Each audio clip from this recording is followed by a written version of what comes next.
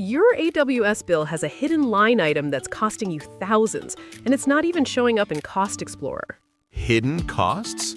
How is that even possible with AWS's billing transparency? So we're uncovering these invisible costs, how to spot them, and what the framework actually catches? By minute 4, you'll know exactly which architectural decisions are draining your budget. Let's get into it. Welcome to the Platform Engineering Playbook Daily Podcast. Today's news and a deep dive to help you stay ahead in platform engineering. Today, we're diving into the hidden price tag, uncovering hidden costs in cloud architectures with the AWS Well-Architected Framework. Stick around to the end for today's headlines. Let's dive right in.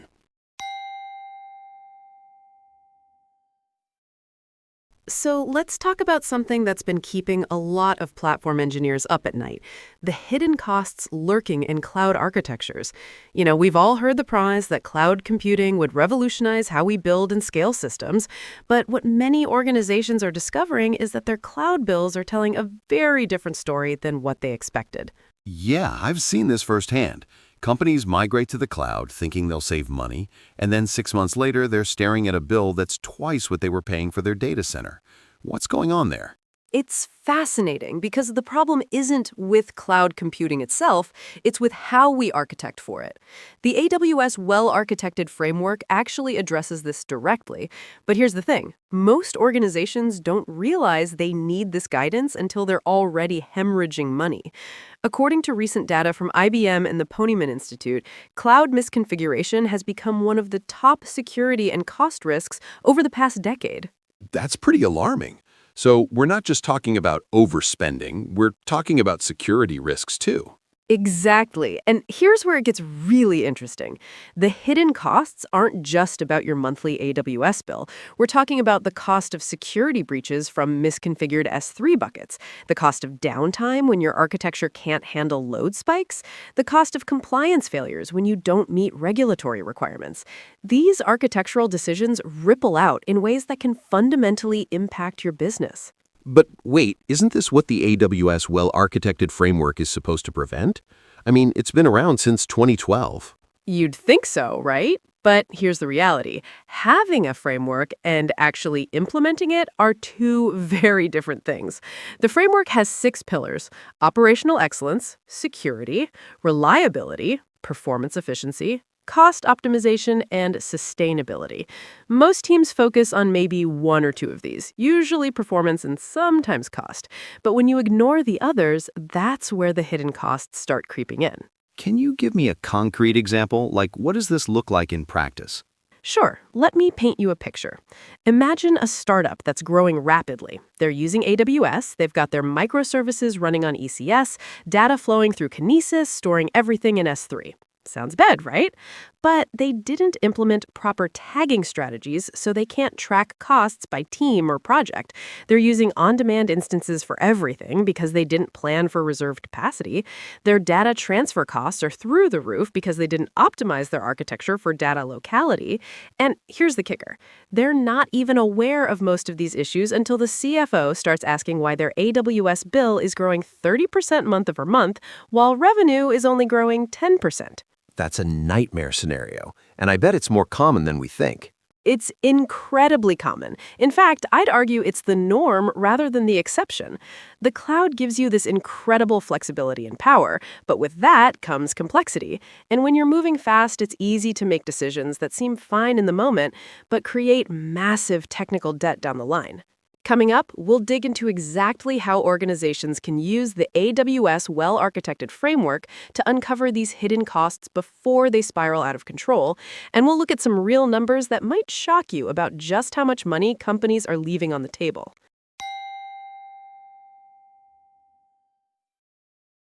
So, Jordan, you mentioned the Well-Architected Framework has these 6 pillars. How do they actually help uncover hidden costs? Because cost optimization is just one of them, right? That's the key insight, Alex. Cost optimization isn't just about the cost optimization pillar. It's woven through all 6 pillars.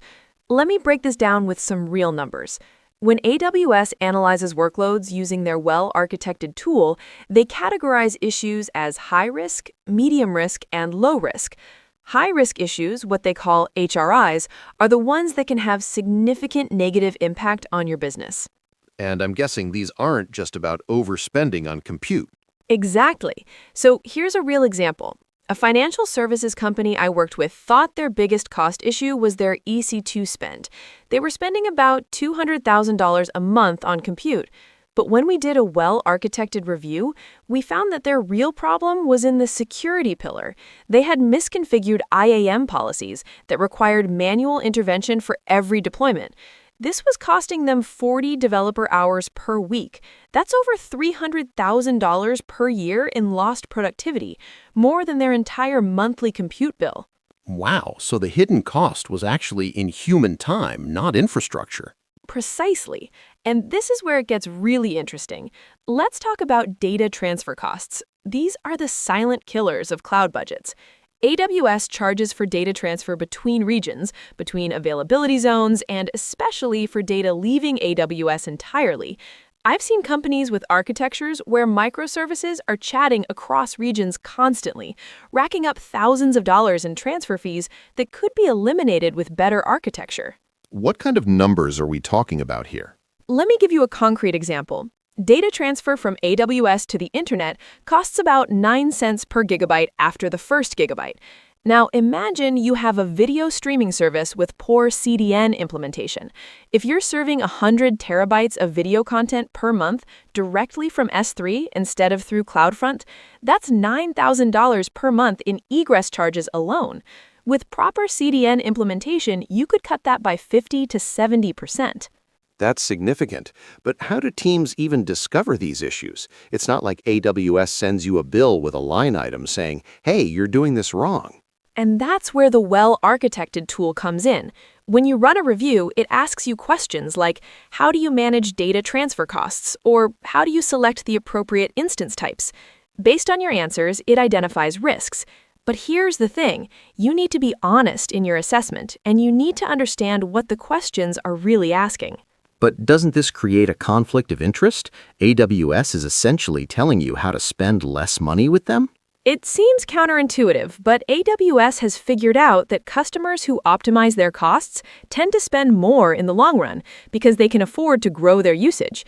Plus, customers who get surprise bills tend to leave the platform entirely. It's actually in AWS's interest to help you optimize. What about the other pillars? How do they contribute to hidden costs? Oh, this is where it gets really interesting. Take the reliability pillar. If you don't architect for failure, you might save money on redundancy in the short term, but one outage can cost you millions in lost revenue and damaged reputation. I worked with an e-commerce company that saved $10,000 per month by not implementing multi-AZ RDS. Then they had a 4-hour outage during Black Friday that cost them $2 million in lost sales. That's a brutal lesson to learn. And it's not just about the big failures. Let's talk about the performance efficiency pillar. If you're not right-sizing your instances, you're literally paying for compute you're not using. AWS data shows that the average EC2 instance runs at about 20% CPU utilization. That means 80% of what you're paying for is waste. With proper monitoring and right-sizing, you can often cut your compute costs by 30 to 50% without any impact on performance. So it's about finding the sweet spot between over-provisioning for safety and under-provisioning for cost. Exactly, and this is where modern tools really help. AWS Compute Optimizer can analyze your usage patterns and recommend instance types. But here's the catch. It only works if you have CloudWatch detailed monitoring enabled, which itself costs money. So you have to spend money to save money, and many organizations balk at that.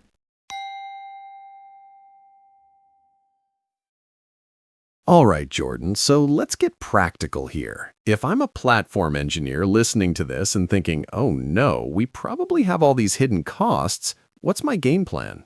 First thing, don't panic. Every organization has these issues. The key is to approach this systematically. Start with the AWS Well-Architected tool. It's free, and it'll give you a structured way to assess your workloads. But here's my advice. Don't try to boil the ocean. Pick your most critical or most expensive workload and start there. Walk me through what that actually looks like. Like, what am I doing on Monday morning? Okay, so Monday morning, you're going to open the Well-Architected tool and create a new workload. You'll answer about 50 to 60 questions across the 6 pillars. Be honest. If you don't have backups, say you don't have backups. The tool will then generate a report showing you high, medium, and low risk issues. But 50 to 60 questions sounds like a lot. How long does this take? For your first review, budget about 2 to 3 hours. But here's the thing, those 2 to 3 hours could save you hundreds of thousands of dollars. Focus on the high-risk issues first. These are your biggest problems. In my experience, fixing just the high-risk issues typically results in 20 to 30% cost savings within 90 days. That's significant. What are the most common HRIs you see? The big 3 are no backup strategy, which is a reliability risk that becomes a massive cost when you lose data, using default VPC configurations, which often leads to unnecessary NAT gateway charges, and not using reserved instances or savings plans for predictable workloads. That last one alone, I've seen companies cut their compute costs by 40% just by committing to 1-year reserved instances for their baseline capacity. What about organizations that are already in the cloud but built their architecture before they knew about these frameworks? Great question. This is actually most organizations. My recommendation is to adopt what I call the strangler fig pattern for architecture improvement. You don't rebuild everything. You identify the costliest components and optimize them one by one. Start with data transfer. Implement VPC endpoints for S3. Use CloudFront for static content. Consolidate your availability zone usage. These changes are relatively low risk but can have immediate cost impact. What about the human side of this? Because it sounds like a lot of this requires cultural change, not just technical changes. You've hit on something crucial here.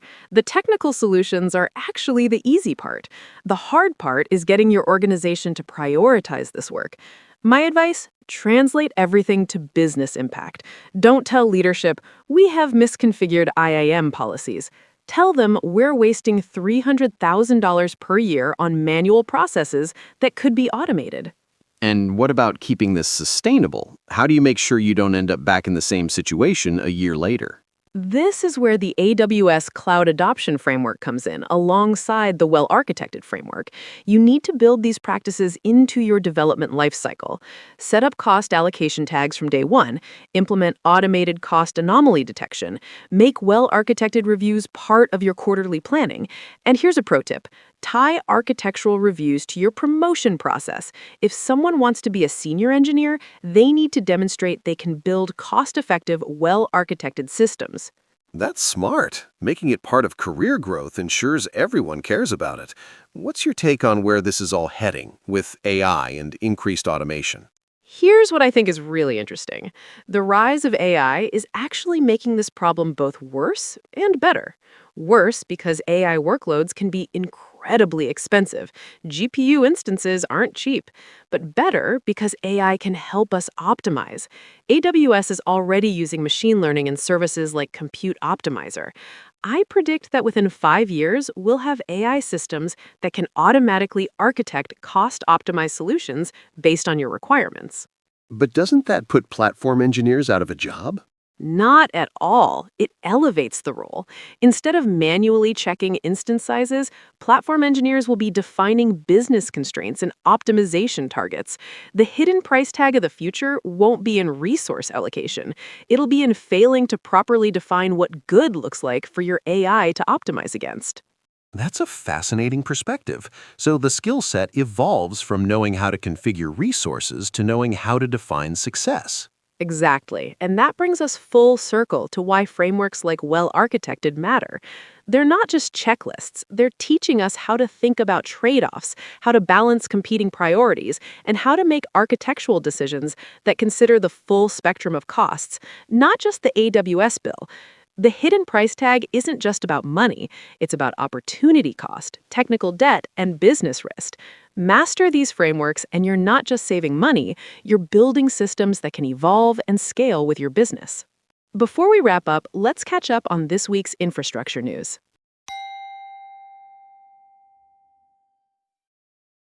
There's a fascinating new development in AI agent security that caught my eye.